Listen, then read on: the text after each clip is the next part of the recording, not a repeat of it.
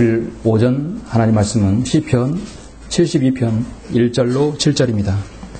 시편 72편 1절로 7절입니다. 오늘 저는 오전 설교에서 시편 72편을 전체를 설교할 것입니다. 앞서서 본문 1절 7절만 먼저 보시도록 하겠습니다. 우리 주님께서 재림하시는 장면이죠. 저는 성경에서 시편 이 개인적으로 72편이야말로 우리 주님의 재림과 통치에 관한 정말 시원하고 통쾌한 장이라고 저는 보아집니다. 여러분 같이 말씀을 보시겠습니다. 오 하나님이여, 주의 판단력을 왕에게 주시고 주의 의를 왕의 아들에게 주소서. 그가 주의 백성을 의로 판단하며 주의 가난한 자를 공의로 판단하리이다. 산들의 의로 인하여 백성들에게 화평을 가져다 주며 작은 산들도 그리하리이다. 그가 백성의 가난한 자들을 판단하고 궁핍한 자의 자손들을 구원하며 압제자들을 쳐부수리니 해와 달이 있는 한 그들이 모든 세대에 걸쳐 주를 두려워하리이다. 그가 벤 풀 위에 내리는 비같이 땅을 적시는 소나기같이 내려오리니 그의 날들에는 의인이 번성할 것이며 달이 있는 한 화평의 풍성함이 지속되나이다. 아멘. 자, 나머지는 제가 말씀을 통해서 여러분에게 제시하겠습니다. 오늘 이 말씀을 위해서 기도하겠습니다. 전지전능하시고 위대하신 아버지 하나님, 감사와 찬양을 돌려드립니다. 허물과 죄들 가운데 죽었으며 영원히 지옥의 나락으로 떨어질 수밖에 없는 저희들을 우주 예수 그리스도의 그 위대한 구속사랑을 통하여 갈보리 십자가의 보혈을 통하여 저희를 구속해 주시고 이렇게 주님의 귀한 자녀들로 삼아주셔서 이 땅에서 주님의 재림의 소망 가운데 살게 해주시고 땅의 소망을 두지 아니하고 하늘의 소망을 둘 수 있도록 인도해 주심을 감사합니다. 우리에게 바른 말씀인 한글 김정인 성경을 이 민족에게 최종 은혜를 주시고 그 말씀을 나에게도 주셔서 이렇게 바른 말씀으로 주님을 섬길 수 있도록 은혜 베풀어 주심을 감사합니다. 우리는 세상이 마지막 때임을 세상의 모든 징조와 또 하나님의 말씀을 통해서 알고 있습니다. 주님께서 다시 오실 그날이 성큼성큼 다가왔습니다. 이럴 때 우리의 믿음의 자세와 우리가 주님을 어떻게 섬겨야 될 것인가를 오늘 말씀을 통해 알고자 합니다. 이 말씀에 기름 부어주시고 말씀을 통해 더욱더 힘과 위로가 되는 귀한 시간 될 수 있도록 인도하여 주옵소서. 모든 걸 주님께 부탁드리오며 주 예수 그리스도 이름으로 기도드렸습니다. 아멘. 오전 하나님의 말씀의 제목은 그리스도의 천년 통치를 기다리며 라는 제목으로 설교하고자 합니다. 그리스도의 천년 통치를 기다리며.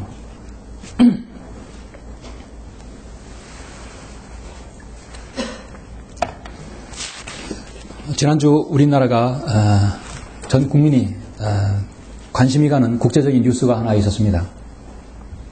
그것은 바로 북한에 대한 뉴스입니다.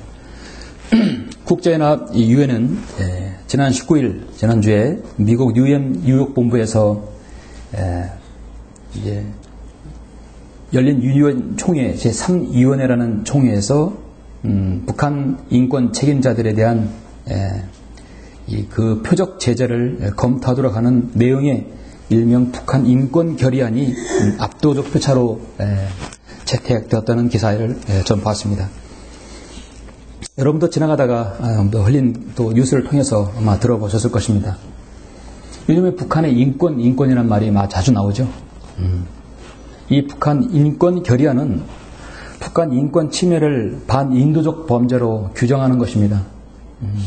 이 문제를 국제형사재판소에 회부하게 되면 북한의 모든 정치 통치자들, 김정은 3대 세습 통치자들이 국제 전범의 전쟁 범죄자로 여기게 되는 것입니다. 이날은 111표가 찬성을 했고 반대가 19표 그리고 기권이 55표로 통과되는데요. 대부분 이 반대한 나라들의 표를 보면은 공산 치하에서 나왔던 국가들이라든지 좀 폐쇄적인 그런 개방적이지 못한 그런 국가들이 대부분 반대나 기권을 했다는 것입니다. 어쨌든 이 111표는 압도적인 표차로 통과됨으로써 이제 국제사회는 실질적으로 북한의 인권이 개선하라는 그런 압박을 계속해서 가하게 되는 것입니다.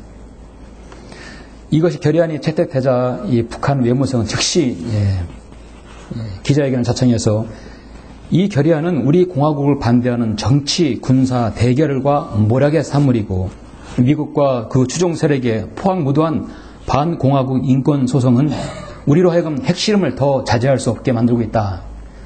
그래서 즉시 또 핵실험 재가동을 그들은 시작하겠다고 말했습니다. 자신들의 치부가 드러나니까 그들은 또 그들의 전형적인 수법을 나타내는 것이죠. 이 결의안으로서 북한의 김일성, 김정일, 김정은은 3대 세습체제의 그 철권 통치가 지금 국제 범죄자로 낙인시키는 효과가 된 것입니다.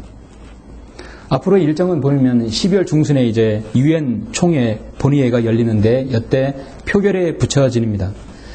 거의 통과가 확실시 되는데 문제는 유엔 안보리 이사국이 유엔 안보리 회부를 하느냐 못하느냐가 달려 있는 것이죠. 아시지만 여러분은 북한에 늘 이렇게 측근에서 주변에서 또 이렇게 안보리 국가로서 반대표를 하는 나라가 던지는 나라가 중국과 러시아죠. 아마도 중국과 러시아는 국제사법재판소에 회부되는 것을 아마 반대할 것이라고 여겨집니다. 지금 북한의 김정은이가 이제 다급해지니까 자신의 최측근 최룡희의 특사를 급히 러시아로 보냈어요. 지금 최룡희 러시아로 가 있는데 결국은 인권 결의안을 이거 채택되지 않도록 유엔 안보리에 회부되지 않도록 지금 그렇게 하기 위해서 보냈다고 저는 판단됩니다. 또 지난주에는 정부 여당 의원이 북한 인권 법안 5개안을 통과시키라고 법안을 제출했다는 뉴스를 들었습니다. 다른 나라도 아니고 같은 민족인 우리나라는 이 법안을 2005년도부터 지금까지 11년간 계속했었습니다. 북한의 인권은 개선되어야 된다. 계속해서 북한의 그 독재 정치에 대해서 계속해서 압박을 가했지만 언제나 늘 그러듯이 이 공산주의 좌파 사상을 가진 북한 종북주의자들이 늘 반대함으로써 이 법안이 묶였어요. 이제 올해는 어떻게 통과되려나 모르겠습니다. 지금 세계는 과거와는 달리 한 나라의 통치하게 되면 그 통치가 자신의 국민에게 인권을 유린되는가, 인권을 침해하지 않는가를 국제사회는 눈여겨봅니다. 아무리 자기 나라라 국민이라 하더라도 이제 인권이 침해되면 그걸 국가적으로 제재하게 되는 것이죠. 참으로 세상이 변했습니다. 내 나라 국민, 내 나라에게 하는 것이 무엇이 잘못되느냐, 이제 그렇게 말하지 못하는 것입니다. 국제적으로 정치와 경제적으로 압박을 하는 것입니다. 아시다시피 북한에서는 세계 유일의 분단국가이면서도 이 김정은의 아버지 김일성이 폭정에 그대로 대물림을 해서 북한을 이끌고 있습니다. 젊은 사람이 이 권력에 취해서 권력을 휘두르고 있습니다. 사회주의 국가이면서 철저히 폐쇄적이고 폭정으로 다스리는 독재자인 것이죠. 김정일이가 살았을 때 마약 밀매하고 미사일 판매하고 위조 달러 지폐로 모은 돈 40억 달러, 우리 돈으로 약 4조 원이 되는 은닉자산을 그대로 물려받았습니다. 그래서 계속해서 핵무기를 개발하고 핵을 만지작거리고 있어요. 북한 주민들은 굶주림으로 죽어가고 있습니다. 북한 주민 절대 다수가 지금 극심한 빈곤과 억압에 시달리고 있습니다. 그러나 북한의 지도자인 김정일은 매일 화로운 생활로 비대해져 가고 있어요. 참으로 이 땅에 빨리 사라져야 할 3대 세습 통치입니다. 여러분, 우리가 사는 이 지구상에는 수많은 통치자들이 있어요. 국가 원수들이, 대통령들이 나라를 다스리고 있습니다. 과연 정말 하나님의 뜻 가운데서 다스리는, 하나님의 뜻 가운데서 기도하면서 무릎으로 나라를 다스리는 성경적인 통치 방법으로 다스리는 그런 나라, 그런 대통령이 여러분 있다고 보십니까? 정말 다윗이 솔로몬의 초창기에 그렇게 기도하고 했던 그런 통치로 나라를 다스리고 있는 나라가 어디 있겠습니까? 그런 나라는 없습니다. 앞으로도 없을 것입니다. 사실 이 지구상에서 성경적인 하나님께서 원하시는 통치는 실현 불가능한 것입니다. 왜 불가능한지 아십니까? 일반적으로 성경적인 통치 방법은 독재입니다. 민주주의가 아닙니다. 현재 지금 민주주의 체제에서는 가장 이상적인 통치 방법이라 하지만 하나님의 방법은 다수의 민의를 수렴해서 통치하는 방법이 아니에요. 신정 통치라는 것은 하나님께서 일당 독재예요. 공산주의 독재는 사실 성경적입니다. 그런데 문제는 그것이 악의로 백성을 굶주리면서 평화가 아닌 총과 칼로 억압으로 다스리는 것이죠. 성경적인 통치 방법은 독재이면서 의와 진리와 공평으로 평화를 이루는 통치인 것입니다. 인간이 할 수 없는 통치 방법이에요. 결국은 우리 주님께서 다시 재림하셔서 독재하시며 1000년 동안 그리고 의와 진리와 공평으로 평화를 이루는 것입니다. 그것만이 가능한 것이에요. 이런 시점에서 오늘 저는 이 오전 설교에서 우리의 영원한 왕이시고 우리의 주님이시고 우리의 신랑이신 주 예수 그리스도의 다가올 그 1000년 통치를 여러분에게 잠시 소개하고자 하는 것입니다. 복음의 진리를 전하고 주님을 섬기면서 세상을 살다 보면 여러분 갈수록 이 세상을 살기가 쉽지 않습니다. 이럴 때에서 우리가 더욱더 주님의 재림을 기다리고 또 소망해야 되지 않겠습니까? 예. 저는 오늘 여러분에게 소개한 이 72편은 정말 처음에 말씀드렸듯이 정말 유쾌하고 통쾌한 겁니다. 정말 이거보다 주님의 재림을 그렇게 통치에 대해서 자세하게 또 열관장 없을 것입니다. 그래서 주님의 재림에 대한 통치의 장은 여러분 시편 72편은 확실하게 마음에 여러분 각인하셨으면 좋을 것입니다. 여러분 시편 72편을 읽는데 사실 어려움이 없어요. 성경에 어려움이 없다는 얘기는요. 그걸 문자 그대로 받아들이면 된다는 얘기입니다. 성경은 첫 번째 문자적으로 받아들여야 돼요. 그 문자적으로 받아들여서 이게 교리적으로 어디에 해당하는가? 유대인에게인가? 이방인에게인가? 하나님의 교회인가? 대환란 시대인가? 아니면 이 교회 시대인가? 아니면 구약 시대인가? 아니면 율법 시대 전인가? 해당하는 걸 봐야 합니다. 가장 기본적인 해석 방법이에요. 그리고 나서 이것이 교리적으로 해결됐으면 이것이 영적으로 역사적으로 봐야 돼요. 이게 역사적으로 어느 때 쓰여진 것인가? 그 다음에 영적으로 해석해야 되죠? 그럼 우리나라 이 한국의 기독교는 모든 말씀을 다 영적으로 해석해 버리는 거예요. 시편 72편을 영적으로 해석해 버리면요. 주님의 재림을 기다릴 수가 없어요. 다윗의 기도는 헛된 기도가 되는 것입니다. 시편의 주제가 처음부터 끝까지 다윗의 아들 주 예수 그리스도의 1000년 통치에 관한 것입니다. 바로 이 72편이 그렇습니다. 여러분 마지막 보셨든지 다 보시겠지만 이 72편은 다윗의 기도입니다. 그래서 이새의 아들 다윗의 기도들이 끝났도다. 그래서 20절이 끝나죠. 예. 예수 그리스도의 피로 거듭난 성도들은 주님의 재림을 기다립니다. 1000년 통치를 고대하는 바로 여러분의 기도가 다윗의 기도이며 여러분의 기도인 것입니다. 이 말씀이 어렵지 않은 이유는 왕은 왕이에요. 오신다면 오시는 거고 우리 주님께서 왕이면 왕인 것입니다. 이 땅에 교회 다닌다고 하면서 주님을 사랑한다고 말은 하지만 바른 말씀을 거부하는 자들이 있어요. 주님을 사랑해요 하면서 주님의 재림을 기다리지 않는 사람이 있습니다. 정말 주님의 재림을 고대하고 소망하는 사람은 주님을 사랑하는 사람이죠. 언젠가 이 땅에 우리 주님께서 이 땅에 오셔서 세상을 통치하실 때 주님께서 정말 사랑하는 자들은 누구예요? 나의 재림을 기다리는 자들이죠. 그렇죠? 그것을 1000년 동안 주님께서는 그들을 사랑하실 것입니다. 그리고 영원 세계로 인도하실 것입니다. 시편이 보는 여러분의 모든 관점은 어떻습니까? 모두 다 예수 그리스도의 재림에 초점이 맞춰져 있어요. 시편은 초림도 있고 재림도 있고 교회 시대에 영적인 조용들이 있고 그 다음에 그 이후에 천년왕국 통치가 있고 영원 세계가 있습니다. 그래서 이 시편 오늘 여러분의 본문 72편은 바로 주님의 재림과 통치에 관한 부분입니다. 특히 천년 통치에 관한 부분이 아주 중요하게 되어 있습니다. 다윗은 이스라엘의 왕이죠. 또 선지자입니다. 예언했어요. 또 제사장입니다. 선지자요 왕이요 제사장인 사람은 모세와 다윗 두 사람이었어요. 우리 주님께서도 선지자요 왕이요 제사장입니다. 완벽한 예표가 바로 모세와 바로 다윗인 것입니다.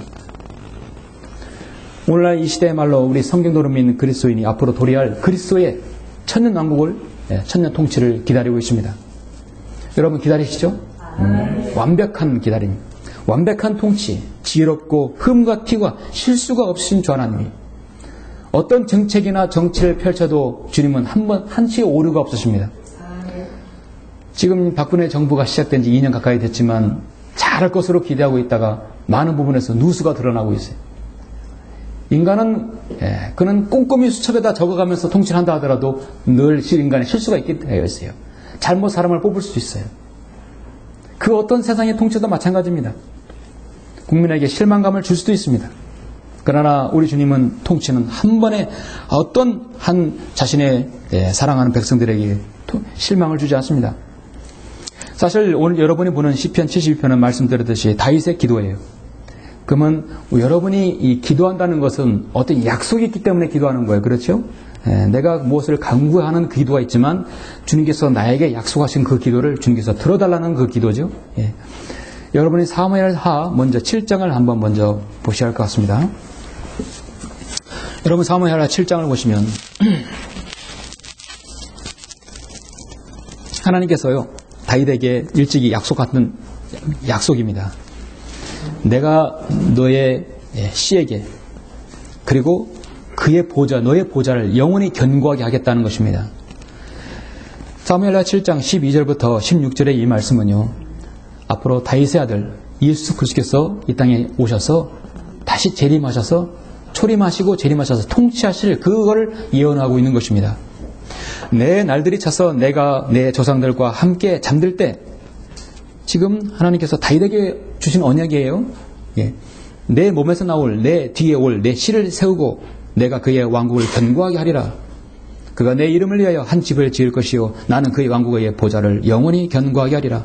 나는 그의 아버지가 되고 그는 나의 아들이 되리니 만일 그가 죄악을 범하면 내가 사람들의 막대기로 사람의 자식이 채찍으로 그를 징책하리라. 그러나 내가 내 앞에서 제간 사울로부터 내 자비를 빼앗은 것 같이 그것이 그에게서 떠나지는 아니하리니 내 집과 내 왕국이 내 앞에서 영원히 세워지리라. 내 보좌가 영원히 세워지리라 하시더라. 하나님께서 통치자인 다윗에게 약속한 것이에요. 그리고 20편 72편에서 그 약속을 이루게 해달라고 다윗이 기도하는 것입니다. 그러면 어디에서 성취될까요? 여러분 약속했으면 기도하였고 기도했으면 그것이 성취되어야 되겠죠. 성경은요 약속과 기도와 성취예요. 요한계시록 20장에서 6절 7절에서 성취되고 있습니다. 그래서 요한계시록 20장은 예수 그리스도의 천년 통치가 바로 주제지요. 첫 번째 부활에 참여하는 자는 복되고 거룩하도다. 둘째 사망이 그들을 다스리는 권세가 없고 오히려 그들이 하나님과 그리스도의 제사장들이 되어 천년 동안 그와 함께 통치하리라. 그 천년이 끝나면 천년이 통치한다 했어요.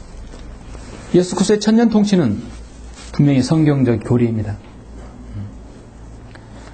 여러분은 주님의 통치, 천년 통치는 여러분 이 말씀만 들어도 가슴이 벅차지 않습니까? 가슴이 뛰지 않습니까?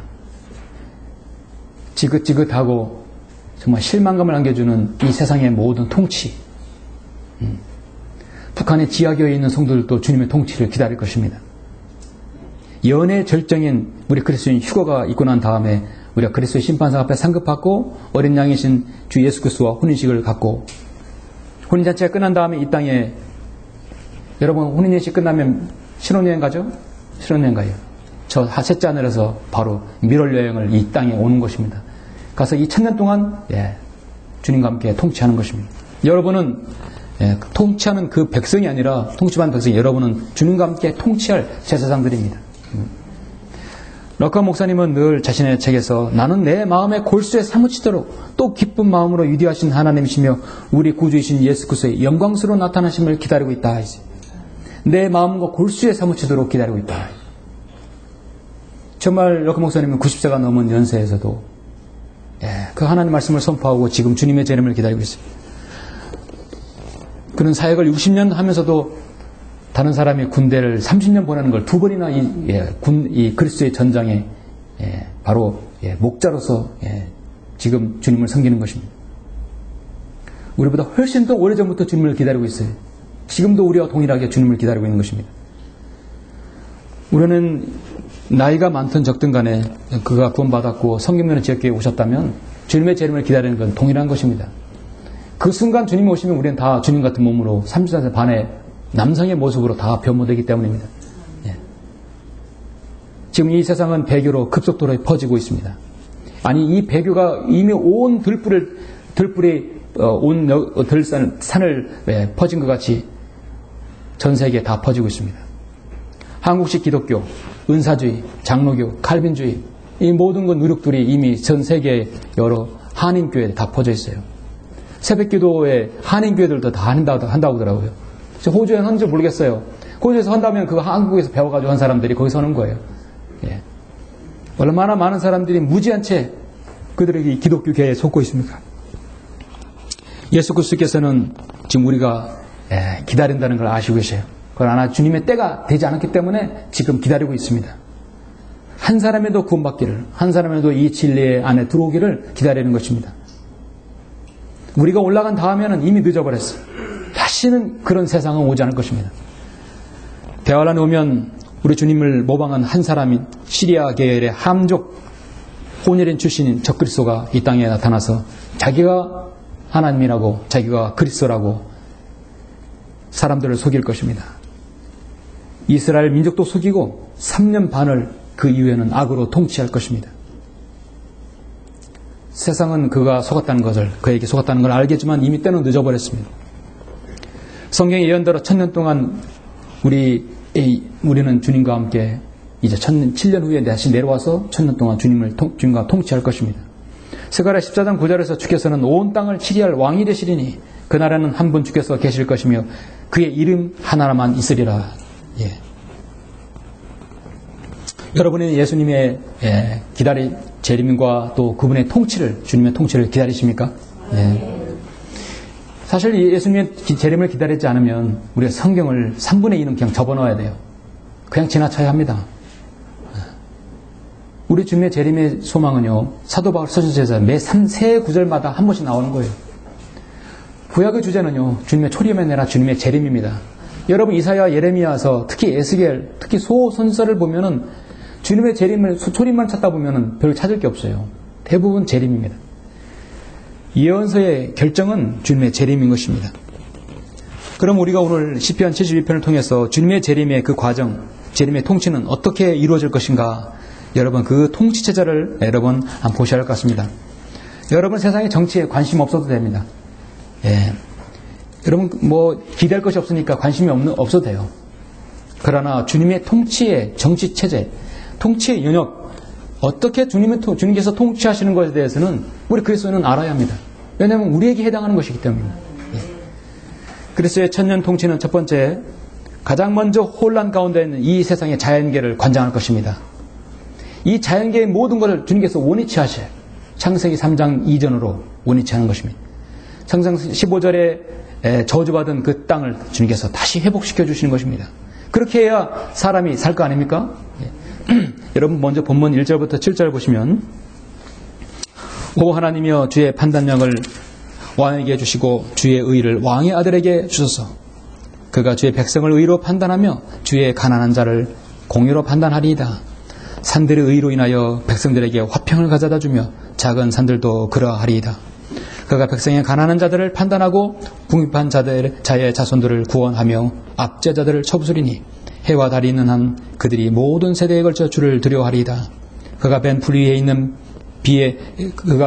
위에 내리는 비같이 땅을 적시는 소나기같이 내려오리니 그의 날들에는 의인이 번성할 것이며 달이 있는 한 화평의 풍성함이 지속되나이다. 아멘. 이 땅의 자연계는 이 가시나무 엉겅길로 이미 황폐화됐습니다. 이미 피로 이 땅은 얼룩져 있습니다.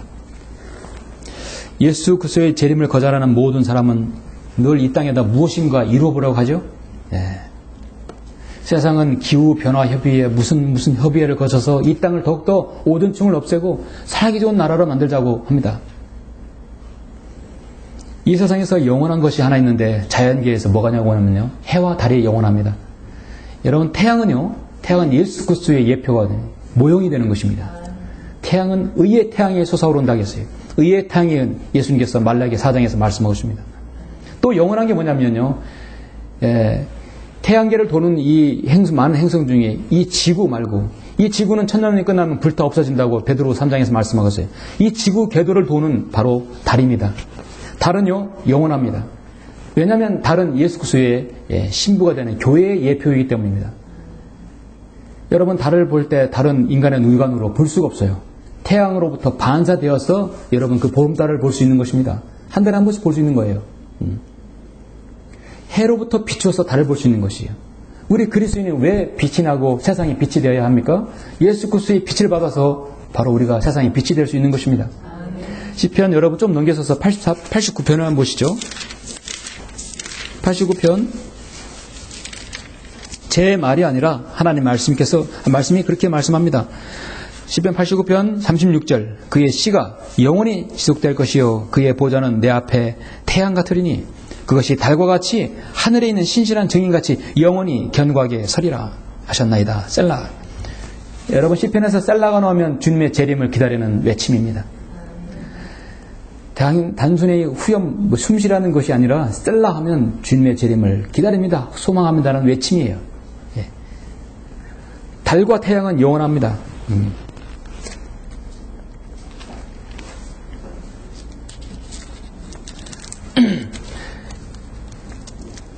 주님께서 재림하시면 이 땅은요 모든 것이 다 새롭게 변하죠.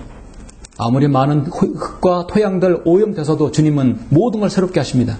특히 모든 육식동물들은 초식동물로 바뀌어버립니다. 지금은 생태계의 모든 것은 양육강식이죠. 강해야 살아남을 수 있어요.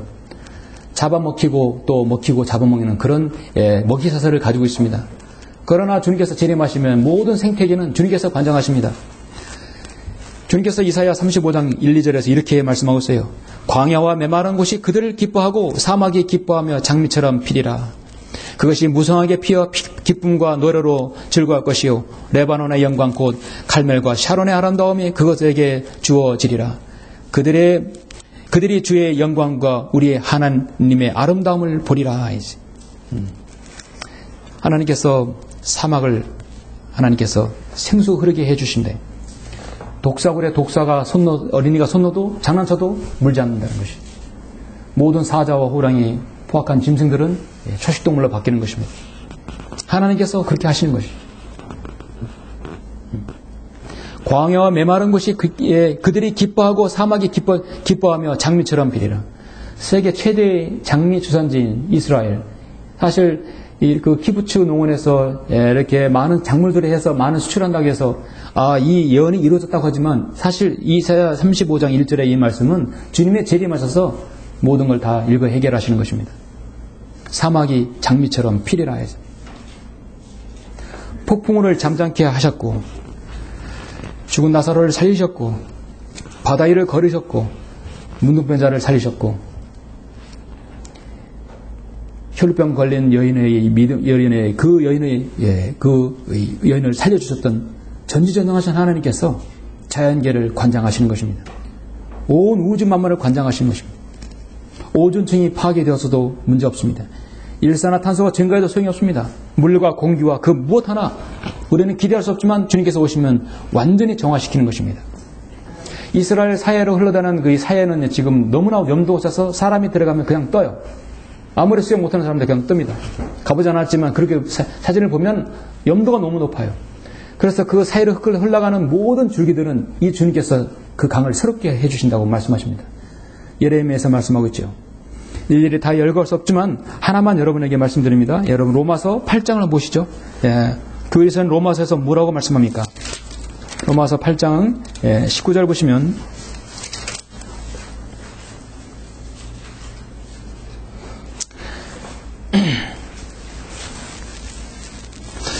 이 말씀이 사도 바울이 로마서 서신 때 기록한 말씀인데 앞으로 2000년 이후에 이루어질 말씀이에요. 로마서 8장 18절 19절부터 쭉 보시면 이는 현재의 고난들이 우리에게 나타나게 될 영광에 감히 비교되지 못한다고 내가 여기기 때문이라. 피조물이 간절한 기대를 가지고 하나님의 아들들이 나타날 것을 기다리고 있으니 피조물이 허무한 데 굴복하는 것은 자의가 아니요 오직 소망 가운데 그것들을 굴복해 하시는 그분 때문이며 피조물 자체도 그 썩어짐의 속박으로부터 해방되어 하나님의 자녀의 영광스러운 자유에 이를 것이기 때문이라. 아멘. 모든 창조물이 이제까지 함께 신음하며 고통받는 것을 우리가 안다겠어요.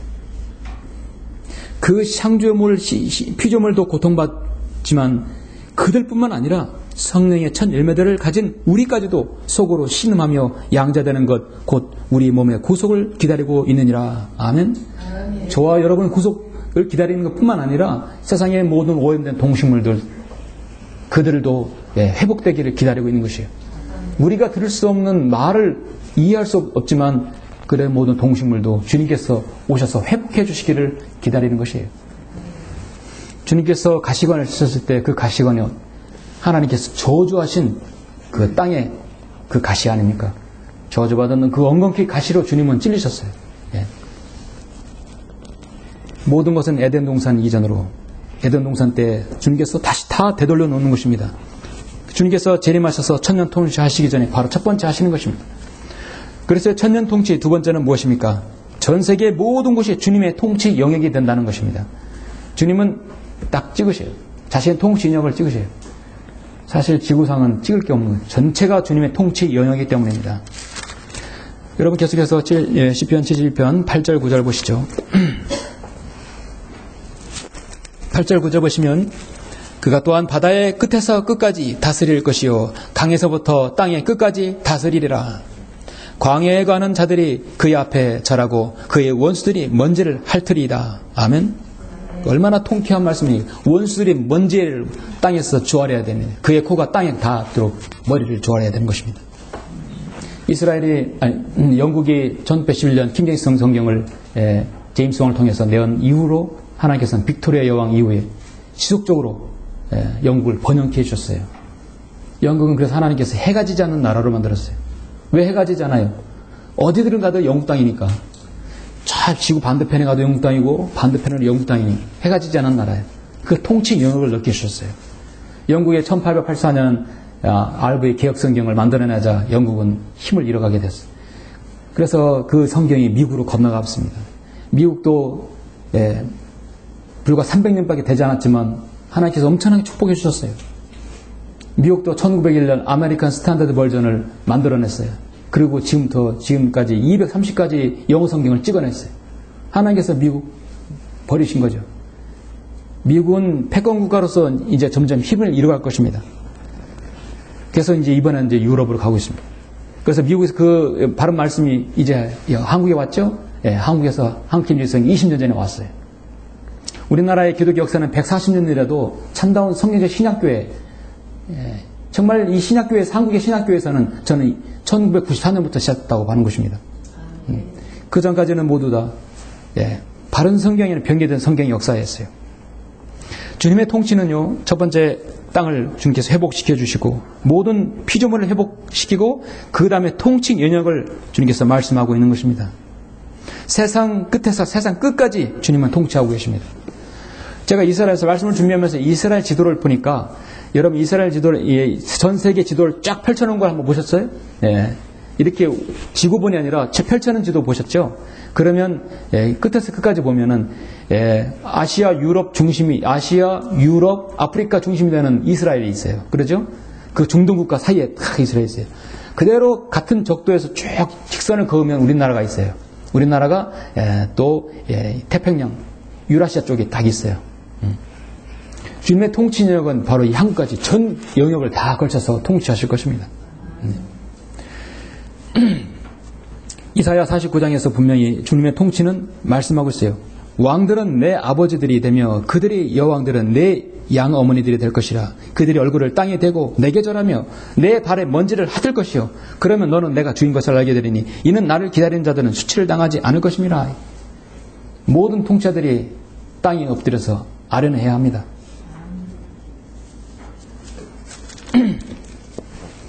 여러분 너무나 잘 아시는 시편 2편 말씀을 한번 잠깐 보시겠습니다. 자, 이것도 하나 보시죠.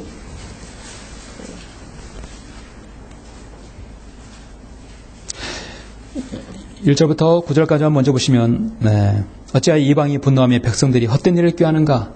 땅의 왕들이 나서고 치리자들이 서로 의논하여 주와 그의 기름 부음 받은 이를 대적하여 말하기를 우리가 그들의 결박을 끊고 그들의 멍에를 벗어버리자 하는도다. 오늘날 유엔이나 EU가 우리가 그들의 결박을 끊고 그들의 멍에를 벗어버리자. 아무리 유엔 사무총장이 아무리 한국 사람이고 뭐고 아무리 바쁘고 움직여도 세상의 어떤 나라의 분쟁을 해결할 수 없어요.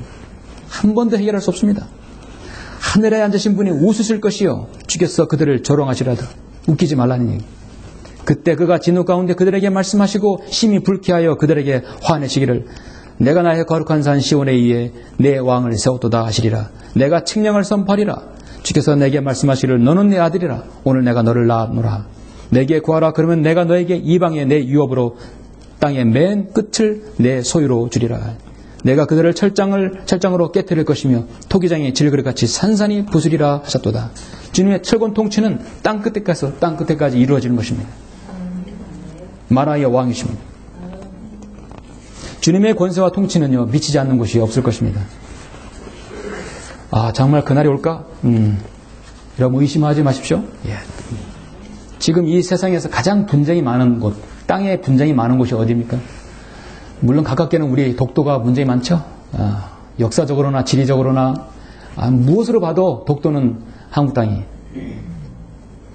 그리고 싱가포르 열도요. 예, 다오이다오라는 싱가포르 열도가 계속 중국과 일본 계속해서 계속 분쟁이 있습니다. 일본은 항상 땅에 집착이 있는 나라예요. 왜냐하면 점점 가라앉고 있거든요. 점점 화산이 폭발하고 있고 지진이 나고 온전할 줄 모르는 거예요. 하나님께서 계속 흔들어 버리는 것인가. 과거도 반성하지 않고. 그 일본은 항상 야욕이 땅에 관심이 있어요. 계속해서 쳐들어오는 거예요. 땅을 갖기를 원하는 것입니다. 또 분쟁적이 무엇입니까? 이 세계의 분쟁.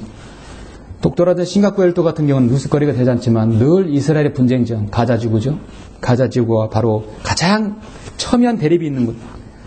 이슬람 바이돈 사원, 황금 바이돈 사원입니다. 솔로몬 성전이 있던 바로 그곳입니다. 1927년 제3차 중동전쟁 이후에 요르단강 서안과 이제 이스라엘이 전쟁에서 승리해서 요르단강 서안과 동예루살렘 지역을 점령했었죠. 그 이후에 이스라엘은 아주 강경책을 펴서 지난 10월까지 22,600채의 정착촌을 건설해서 유대인을 거기서 이주시키고 거기 살게 했습니다. 사람이 살아야 거기서 자리를 잡으니까요. 끊임없이 그래서 가자 지구에 있는 팔레스타인 과거의 해방기구죠. 지금은 팔레스타인 자치정부 하마스 이들은 끊임없이 테러와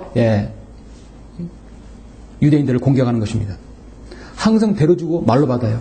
한 대 때리고 10대 맞고 그렇게 해서 또 공격하는 거예요. 네. 엊그제 지난 18일에라도 유대교 예배당에 이 팔레스타인 사람들이 칼과 몽둥이와 또 총과 도끼를 가지고 난동을 부려서 4명이 죽었고 8명이 사상을 당했어요. 그러고 나서 또 몇백 명이 또 사상을 당하는 거예요. 그래도 계속 공격합니다. 왜 그런 줄 아십니까? 자신들이 희생해도 우리는 나라가 있다. 우리 팔레스타인 국가로 인정해달라는 거예요. 그래서 지금 전 세계 지금 UN 회원 국가가 지금 193개국인데요. 70개국, 135개국, 그러니까 70% 되는 나라가 이스라엘 옆 이 분쟁 지역에는 가자 지구에는 이 팔레스타인 자치정부를 국가로 인정하는 것이에요. 여러분 지난번에 아시안 게임에서도 팔레스타인 국가로 기들고 온 거 보셨죠? 네. 최근은 서유럽 바로 스웨덴에서 처음으로 팔레스타인도 국가도 인정한다 공식 발표했어요. 지금 국가로 인정하지 않은 나라가 캐나다, 미국, 멕시코 또 그리고 일본이나 한국, 지금 베트남은 인정하지 않습니다. 그러나 대다수의 국가가 팔레스타인도 국가로 인정하는 거예요. 그런데 하나님께서는 인정하지 않아요. 그 민족도 없고 하나님께서 주신 그 땅을 주신 적도 없어요. 근데 계속해서 그건 우리 땅이라고 봉기를 드는 것입니다. 그래서 국제사회의 여론을 부각시키는 거예요. 왜냐하면 배를 죽고 말로 받으니까 한 명 죽이면 한 100명이 죽는 거예요. 그걸 여론에게 세상에 알리는 거예요. 그래서 우리가 당한다는 거예요. 그 여론은 늘 이스라엘이 문매를 던집니다. 이게 그들의 바로 마귀적인 수법인 것입니다. 그리스도의 천년 통치 세 번째는 어떻게 이루어집니까? 모든 피조물로부터 하나님은 이제 경배를 받으시는 것입니다. 당연하죠? 여러분 시편 72편 10절부터 15절 보시겠습니다. 자, 땅을 정화시키고 통치 영역을 정하고 그 다음 주님께서 받으시는 건요, 경배를 받으시는 거예요. 이 땅에서 구원받은 여러분들, 하나님 바른 말씀을 사랑하는 여러분들은 이렇게 영광질로 경배드리는 거 주님께서 얼마나 기쁘게 받으십니까? 주님께서는 천년 동안 이제 주님 자신의 백성들에게 모든 통치 영역에서 경배를 받으시기 원하십니다. 10절에서부터 15절 보시면 타시스와 섬의 왕들이 예물을 가져올 것이요 시바와 스바의 왕들이 예물을 드리니 정녕 모든 왕들이 그의 앞에 엎드리며 모든 나라들이 그를 섬기리다. 이건 당시에 솔로몬 왕이 시바와 스바 왕들이 예물을 가져와서 드렸긴 드렸습니다. 그러나 그것은 역사일, 이것은 앞으로 내일도 예언입니다. 모든 나라들이 그를 섬기리라. 그는 궁핍한 자가 부르짖을 때에 구해주며 도울 이에 없는 가난한 자도 구해주리이다. 그는 가난한 자와 궁핍한 자를 아끼며 궁핍한 자들의 혼을 구원하리이다. 그가 그들의 혼을 속임수와 폭력에서 구속하리니 그들의 피가 그의 목전에서 귀하리이다. 그가 생존하리니 시바의 금이 그에게 드려질 것이요 기도로 그를 위하여 계속해서 드려지며 그가 날마다 찬양을 받으리이다. 아멘. 우리 하나님께서는요, 우리 주 예수 그리스도께서는 경배받기에 합당하신 분이십니다. 적그리스도가 이 땅에 와서 그가 하나님이라고 하고 경배받기를 요구한다고 데살로니가후서 2장에서 말씀하겠죠. 예. 원래 이 하나님을 모방하는 이 마귀 사탄은 똑같이 자신도 경배받기를 요구하는 거예요. 예. 자신이 숭배받기를 요구하는 것입니다. 모든 것은 다 예수 그리스도와 그대로 따라서 하는 것이에요.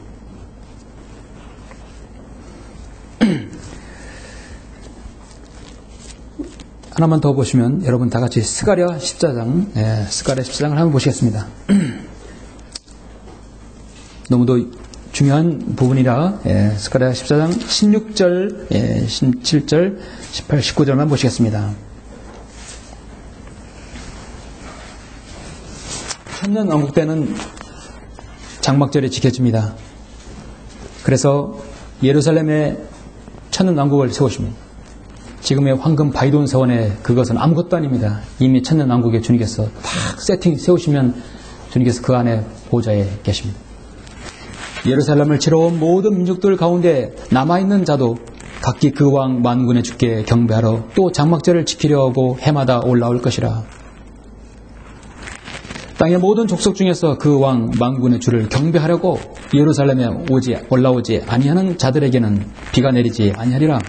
만일 이때 족속이 올라오지 아니하면 비가 없을 것이며 재앙이 있으리니 그 재앙으로 주께서 장막절을 지키려고 올라오지 아니하는 그 이방을 치시리라. 가장 샘플로 이집트, 그렇게 계속해서 이스라엘을 괴롭혔던 이집트를 예를 들죠. 이것이 이집트의 벌이 될 것이요 장막절을 지키려고 올라오지 아니하는 모든 민족들이 벌이 되리라. 앞으로 주님께서 재림하셔서 천년왕국 성전에 주님께 아련하러 오지 않고 경배하러 오지 않는 자는 비가 내리지 않는다. 저주를 내린다는 것이죠. 초림 때는 주님은 나약한 인간의 모습으로 오셨습니다. 갈보리 십자가에서 여러분과 저의 모든 죄를 다 도말하시라고 질고로 지셨습니다. 채찍 맞으시고 침뱉음 당하시고 주먹으로 맞으시고 갈대로 맞으시고 모든 수치를 다 당하셨어요. 주님께서 초림하셔서 그렇게 하신 거예요. 저와 여러분을 구원하여 주시려고. 그러나 주님의 재림은 그렇지 않습니다. 주님의 재림은 당당하게 왕으로 통치하시고 강력하게 주님은 통치하시는 것입니다. 경배 드리러 오지 않고 장막절을 지키러 오지 않는 자들은 비가 내리지 않는 주님께 저주하시는 것입니다. 주님께서 통치하시는 것. 로마 교황은 옛날 요한 바오로 2세라든지 이렇게 보면은 항상 어느 나라 갈 때마다 비행기에서 내릴 때마다 하는 짓이 뭡니까? 첫 번째가 땅에다 키스를 하죠. 이거는 나의 땅이다. 모든 사람 앞에서 항상 경배받기를 요구하는 것이에요. 대통령도 수장도 정치가도 그 어떤 경제의 CEO도 그 앞에 가서는 다 아련하게 되는 것이에요. 그래서 교회 시대의 모든 대부분의 깨어있는 자들은 당시 살아있는 교황 적그리스도라고 말할 정도였습니다. 사실 교황은 적그리스도를 아주 준비하기에 가장 적합한 자죠. 모든 공통점은 항상 사람들 앞에 숭배받고 경배받는 것입니다. 예수 그리스도를 거절하고 예수 그리스도를 믿지 않고 주님을 거절한 자들에게는 그들은 대환란 때 이미 다 죽을 것이지만 어떻게 그들이 살아남아 천연왕국으로 넘어온 자들. 그래서 여러분이 이 보는 72편 13절 14절은요. 이 가난한 자, 그 궁핍한 자, 그들이 혼의 속임수와 폭력에서 구속받은 자들은 뭐냐면 대환란 때 극심한 고난에서 어려움 당해서 극적으로 구출되어서 천년왕국으로 넘어간 자들을 얘기하는 거거든요. 천년왕국 되기 전에 7년 동안 그 오지에서 땅굴에서 그렇게 숨어 살다가 그 비축이는 식량 먹고 살다가 어떻게 이제 천년왕국 되어서 딱 나와 있으면 그들도 마찬가지로 주님 앞에 다 경배드리러 와야 되는 것입니다. 그때는 숨을 수가 없어요. 천년왕국 때는 주님께서 그대로 모든 것이 다 들통나는 것입니다. 그 천년이 끝나면 사탄이 그의 감옥에서 풀려나 땅의 사방에 있는 민족들 곧 곡과 마곡을 미혹하려고 나가서 그들과 함께 모아 전쟁을 일으키리니 그 수가 바다의 모래 같으리라. 그들이 땅의 넓은 데로 올라가서 성도들의 진영과 사랑하시는 도성을 포위하리니 하늘에서 불이 하나님께로부터 내려와 그들을 삼켜버리더라. 천년왕국 끝나면 곡과 마곡의 마지막 전쟁이라는 것이요. 천년왕국 때는요, 생육하고 번성하고 번식할 수 있기 때문에 우리처럼 여러분 거듭나지 않는 사람들이 분명히 있었어요. 마지막 때 사탄이 통해서 반역이 있는 것입니다. 이때 마지막으로 정화시키는 거죠. 그렇게 하고 이 지구는 더 이상 이제 불로 태워버리고 쓸 수 없기 때문에 우리는 새 예루살렘으로 들어가는 것입니다. 예. 바로 주님께서 계획하신 창조, 바로 주님이 계획인 것이죠.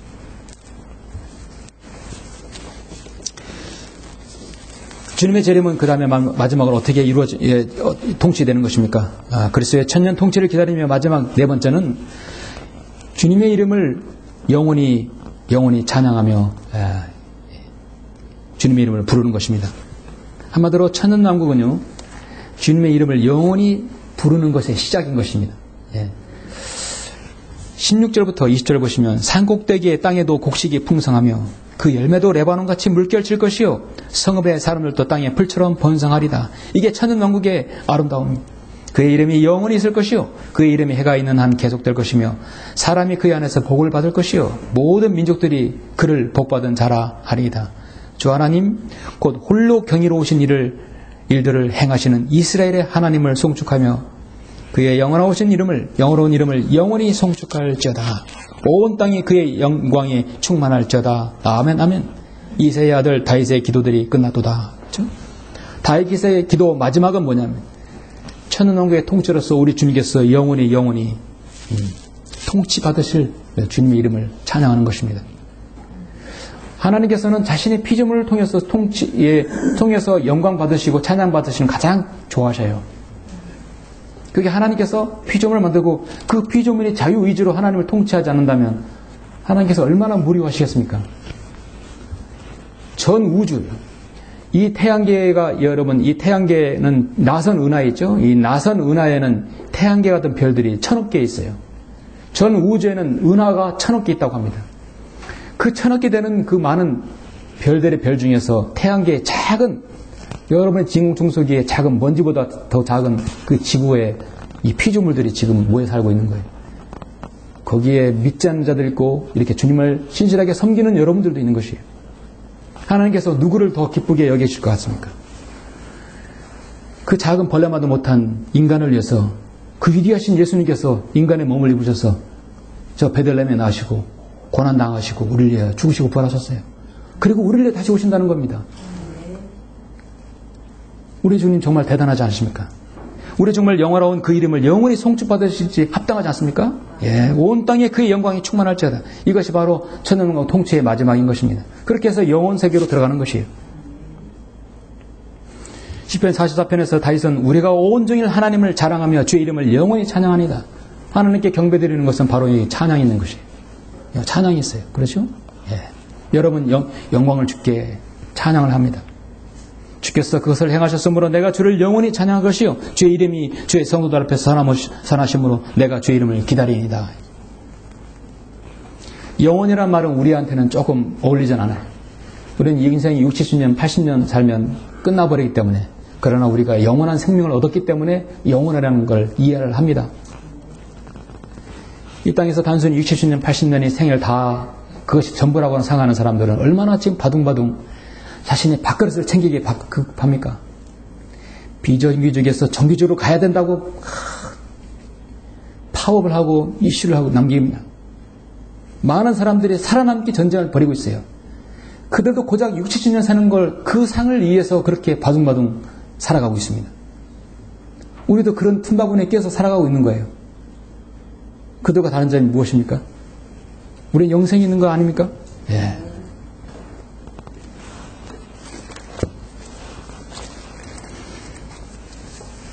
하나님께서 일어나서 주의 원수들을 흩어버리시고 주를 미워하는 자들도 주 앞에서 도망하게 하소서. 연기가 날려가듯 그들을 쫓아내시며 밀주가 주 앞에서 녹아내리듯 악인으로 하여금 악인으로 하나님 면전에서 멸망하게 하소서. 그러나 의인은 즐거워하게 하시며 그들로 하나님 앞에서 기뻐하게 하소서. 정녕 그들로 심히 기뻐하게 하소서. 하나님께 노래하라. 그의 이름을 찬양하라. 찬송하라. 그의 이름 야로 인하여 하늘들을 타고 달리시는 그를 칭송하며 그분 앞에서 기뻐하라. 이거 시편 68편 1절부터 4절까지 말씀입니다. 이 시편 68편도요. 시편 72편과 아주 동일한 그리스도의 천년 통치에 관한 말씀입니다. 주님은 정말 자신의 이름이 온 세계 이곳에서 저 끝에서까지 자신의 이름이 두눕혀지며 찬양받으시길 원하시는 것입니다. 천년이 끝나면 새 예루살렘, 새 하늘, 새 땅, 그 모든 곳에서 새로운 곳에서 주님의 이름을 찬양받으시길 원하시는 것입니다. 사랑하는 성도 여러분, 오늘 본문에서 우리는 성경의 예언들이 얼마나 확실하게 이루어질지를 여러분이 살고 있는 이 시대에 보여주고 있습니다. 여러분, 바른 성경이 아니면요, 한 가지 분명히 드러난 것인데 성경의 진리를 알 수 없는 건 당연하려니와 주님의 재림을 기다리는 소망이 없어요. 왜냐하면 주님의 재림을 기다리질 않아요. 이 땅에서 잘 먹고 잘 살면 그것이라고 가르치기 때문입니다. 실제로 예수님께서 재림하셔 다시 오신다는 말씀을 상당 부분 삭제시켰어요.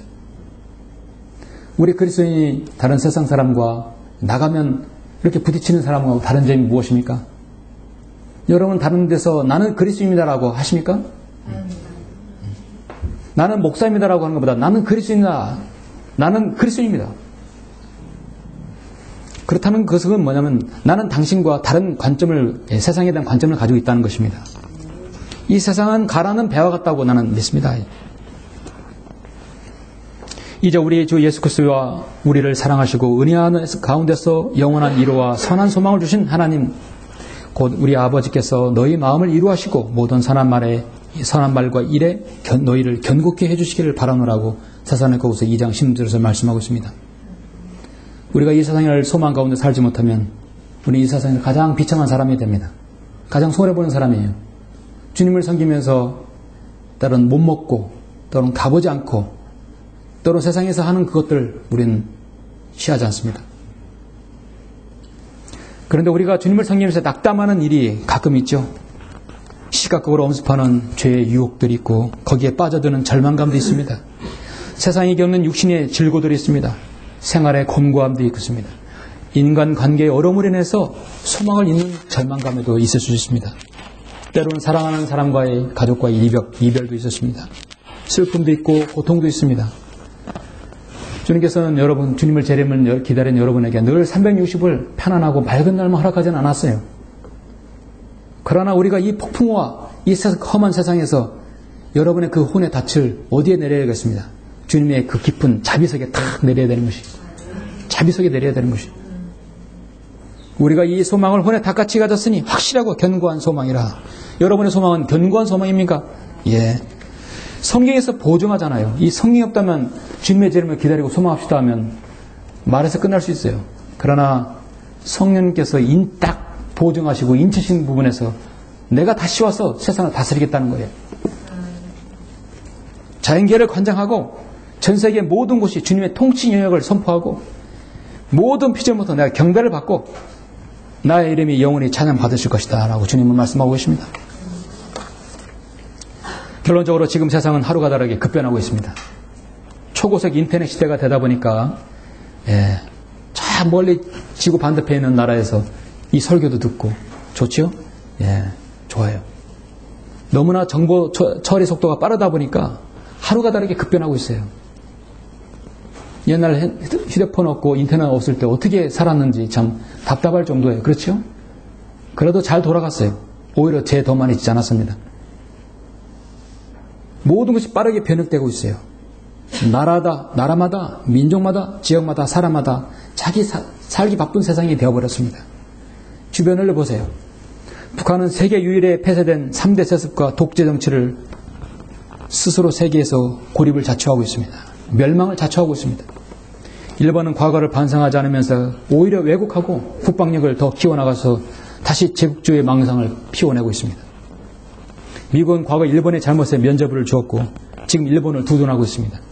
이제 서서히 국제 무대에서 미국의 파워는 서서히 저물 것이라고 저는 봅니다. 러시아는 다시 냉전 시대라도 된 듯 주변국들을 지금 크림반도 그런 사태뿐만 아니라 여러 가지를 보면 우크라이나 주변국들을 위협하고 있습니다.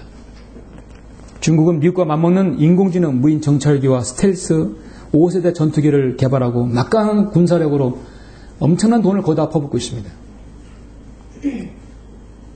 여러분 한국은 어떻습니까? 한국은 간단하게 말씀드려서 샌드위치예요. 그냥 이것도 아니고 저것도 아니에요. 항상 그래왔어요. 어떤 정권이든 그랬어요. 자신의 목소리를 높이지 못합니다. 국회의원이라도 여의도에 있는 저 높으신 양반들이라도 어려운 서민 경제를 살린다고 해서 그 민생 법안도 좀 통과시켜서 좀 살기 좋게 좀 만들어내야 되는데 올해도 민생을 위해서 법안 통과시킨 것도 손가락 꼽을 정도입니다.